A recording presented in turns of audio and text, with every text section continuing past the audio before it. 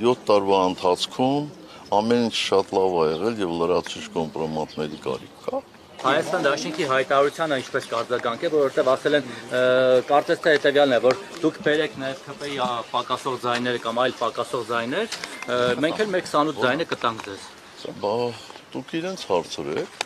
բայց որպեսզի դուք էլ տեղյակ եղնեք, ես կարծում եմ, որ վաղը բանակցություններ են տեղի ունենալու Հայաստան Դաշինքի եւ պատիվ ունեմ խմբակցությունների միջև եւ այդ հարցերին վերջնական պատասխաններ կստանանք։ Դուք եւ Ռոբերտ Քոչարյանը բանակցում եք այս պահին այդ հարցի շուրջ։ Ոչ։ Որոշողը Ռոբերտ Քոչարյանն է լինելու։ Իրենց խմբակցության մասով։ Իրենց խմբակցության մասով բան։ Ես չեմ կարծում, որ տպավորություն է, որ մրցավազք է, որ ՀՀԿ-ն